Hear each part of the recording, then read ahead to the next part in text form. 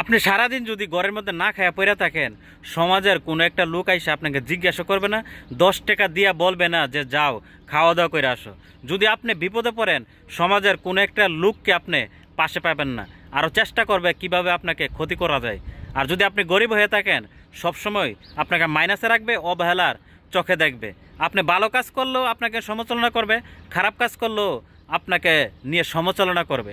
আপনার উন্নতি দেখলেও তারা সহ্য করতে পারে না, মেনে নিতে পারে না। তাই আপনার ভবিষ্যৎ আপনাকে গড়তে হবে। যে সমাজ আপনি না খায়া থাকলে আপনাকে জিজ্ঞেস করবে না, 10 টাকা থেকে সাহায্য করবে না, বিপদে বললে আপনার পাশে থাকবে না, আর ক্ষতি করতে চাইবে, তাহলে এই সমাজের কোনো কথা আপনি কানে দিয়ে লাভ আছে? আপনি আপনার ভবিষ্যৎ কিভাবে গড়বেন এটা নিয়ে সর্বদাই ব্যস্ত থাকেন, আপনার ভবিষ্যৎ গড়েন।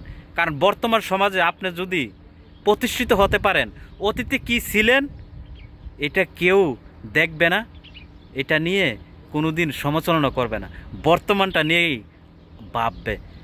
তাই একটা কথা সবসময় মনে রাখবেন, সমাজের সমালোচনা, সমাজের কটু কথা কখনো এই কানে নেবেন না।